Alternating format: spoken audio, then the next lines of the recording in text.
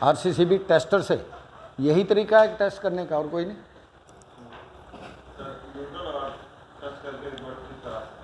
जरूरत नहीं भाई, आजकल तो स्विच आ रहा है ना उसमें। हाँ, सीधी सी बात है। देखो पहले क्या हुआ है, ये जो स्विच अभी आए हैं ना ऑपरेट करने वाले, ये पहले नहीं थे। आरसीसीबी एलसीबी किसी डिवाइस में नहीं थे, अब आने चालू हैं। क्यों? क्योंकि बहुत बार सर्किट में आरसीसीबी भी था, ईएलसीबी भी था, लेकिन मशीनें भी फूक गई और आदमी भी मर गए, जबकि डिवाइस इन सर्किट थी। तो ऐसा तो नहीं होना चाहिए, लेकिन हुआ। कारण क्या थे? कारणों को ढूंढा गया, तो उसके बाद ये नई चीज़ लगाई गई, ट्रिपिंग स्विच, कि इसको ट्रिप करवाना है। ठीक है, जब आप ट्रिप स्विच दबाते हो तो नेचुरली वो सर्किट में न्यूट्रल एंड फेस आता है आपका, तब जाके ट्रिप होता है। ठीक है, इसके दो कारण हैं।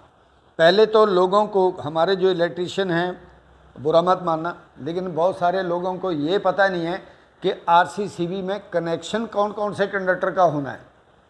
ठीक है, कौन कौन से का होना चाहिए बताओ, बताइए। RCCB is a 4 terminal device, 4 terminal input side में, 4 टर्मिनल आउटपुट साइड में। तो एक साइड में 4 टर्मिनल कौन कौन से लगाओगे? कौन कौन सी तार आएगी उसमें? है न्यूट्रल। क्यों? अर्थ क्यों नहीं? अर्थ नहीं आएगा फिर? क्यों? तो गुड अर्थ किस लिए लगाया फिर? वो कहाँ लगाओगे? सर अनबैलेंस करंट के ऊपर वो ट्रिप हो रहा है। अरे वो तो ट्रिप हो रहा है, लेकिन अर्थ कहाँ लगाओगे फिर? भाई इक्विपमेंट की बॉडी में तो एक साइड में लग गया, दूसरी साइड कहाँ लगेगी? एलसीबी में अर्थ आता है, एलसीबी में लगा सकते हैं। हाँ, आरसीसीबी में नहीं है। गुड पॉइंट, सही बोला इन्होंने। आरसीसीबी में क्या बोला आपने? R Y blue, red yellow and blue, and एक न्यूट्रल। लेकिन बहुत सारे लोगों जिनको पता नहीं है वो अर्थ घुसेड़ देते हैं उसमें। अब अर्थ घुसेड़ दिया तो आरसीसीबी तो काम नहीं करेगा, क्योंकि आरसीसीबी जो काम करता है वो फेस एंड न्यूट्रल में जो करंट चलता है उसमें, अगर दोनों में स्टैटिक एक ही जैसा करंट होता है, लेकिन इसमें डिफरेंस आ गया किसी में भी, चाहे इसमें या न्यूट्रल में, तो अब ट्रिप होगा, क्योंकि ये दोनों के डिफरेंस को ही सेंस करके ट्रिप होती है। ठीक है भाई, अगर कनेक्शन गलत है तो ट्रिप नहीं होगी, फिर तो इक्विपमेंट भी फूकेंगे, आदमी भी मरेंगे। नौ, एक और रीज़न है जो ज़्यादा पेकुलियर था, जिसकी वजह से ये स्विच लगाया गया ट्रिप करने वाला। ठीक है, वो क्या है इधर देखते हैं।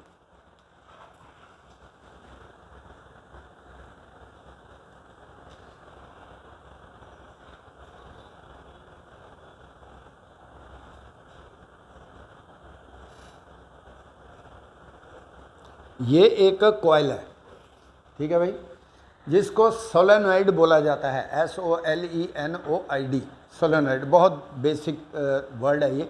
ठीक है, ये है इसका एंटरिंग पॉइंट, ये है करंट का लीविंग पॉइंट। जब ये इनर्जाइज होता है तो जो करंट एंटर कर रहा है, जब ये इलेक्ट्रोमैग्नेट बन जाएगा ना, बिजली जब जाएगी, तो ये एंड N पोल और ये S पोल का काम करता है। ठीक है भाई, ये डिवाइस आपके आरसीसीबी, एएलसीबी, एमसीबी सब में है। ठीक है, नाउ ये जो वायर है, ये इसके नीचे एक पत्ती है और ये ऐसे गई। एक बता, बाकी तो 4 हैं उसमें। ठीक है, न्यूट्रल को छोड़ के 3। अब ये जब एनर्जाइज होगा तो ये मैग्नेट का काम करेगा। ये तार भी कॉपर की है, ये भी तार कॉपर की है, लेकिन ये जो पत्ती है ये लोहे की है, क्योंकि लोहे की नहीं होगी तो इलेक्ट्रोमैग्नेट खींचेगा नहीं, डिस्कनेक्शन होगा नहीं। तो ये मैंडेटरी है कि ये जो पत्ती है ये लोहे की होनी है, और नॉर्मल कंडीशन में ये मेक रहती है, तभी तो करंट एक स्टेज से दूसरी स्टेज में जाएगा। ठीक है, अब इसमें आ गया करंट, कहाँ से? बॉडी से। किसी इक्विपमेंट की बॉडी से आया करंट इधर, तो ये एनर्जाइज होगा। एनर्जाइज होगा तो ये मैग्नेट का काम करेगा और इसको खींच लेगा। तो उस केस में जो ये लोहे की पत्ती है वो यहाँ आ जाएगी, और इसके बाद जब करंट हट गया तो दोबारा वापस चली जाएगी। इससे बचने के लिए एक मैकेनिकल लैच है इस डिवाइस में जो इसको रोक के रखती है, दोबारा नहीं जाने देती। तो इसलिए हमें मैनुअली हाथ से उसको मेकअप करना पड़ता है।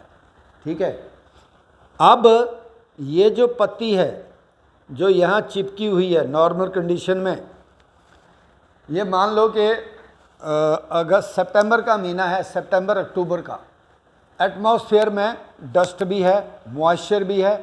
ठीक है, अब ये पिछले 1 महीने से दोनों ऐसे ही चिपके हुए हैं। ठीक है, करंट चल रहा है और कार्बन भी प्रोड्यूस होता है थोड़ा थोड़ा, कई बार तो स्टिकी हो गया, चिपक गया आपस में। अब ये डिवाइस का कितने करंट से ट्रिप होता है? 30 मिली एम्पियर से। अब 300 मिली एम्पियर भी आएगा तो ये ट्रिप होगा क्या? चिपक गया है, नहीं होगा। जब ट्रिप नहीं होगा तो आदमी तो मरेंगे और मशीन भी फूकेगी आपकी। ठीक है, इसीलिए ट्रिपिंग स्विच आ गए उन डिवाइसेस में, लगा दिए मैन्युफैक्चरर ने, क्योंकि मैन्युफैक्चरर के पास पहुंचा, भाई तुम्हारी आरसीसी भी लगी थी लेकिन बंदे तो मर गए। तो उन्होंने फाइंड आउट किया, इन्वेस्टिगेशन हुआ, एनालाइजेशन किया गया, तब जाके पता चला क्यों ऐसे हो रहा था। तो अब क्या किया गया है, पहले तो क्या था, ELCB RCCB को टेस्ट करने की एक वो टेस्टर फेस्टर लेके घूमते रहो, अब वो फंडा खत्म हो गया। मात्र स्विच को प्रेस करो, ट्रिप हो गया। और ट्रिप करने की फ्रीक्वेंसी सेटअप करनी पड़ेगी इलेक्ट्रिकल HOD को, क्या चीज़ डिसाइड करके, एटमॉस्फेरिक कंडीशन को देख करके। ठीक है भाई, तो एटमॉस्फेरिक कंडीशन को ध्यान में रखते हुए नॉर्मल एक फ्रीक्वेंसी रख लो, आफ्टर एवरी 15 डेज, 15 दिन के बाद एक बार सबको ट्रिप कराओ। तो इससे क्या होगा, जो स्टिकी होने की जो नेचर है इसकी वो प्रवृत्ति खत्म हो जाएगी, स्टिकी नहीं होगा। 30 मिली एम्पियर करंट अगर कहीं सर्किट में आ गया, अर्थ सर्किट में, तो वो ट्रिप करेगा। फटा क्लियर है जी? कुछ भी पूछना है अभी तक इसके बारे में तो पूछ लो, एनीथिंग।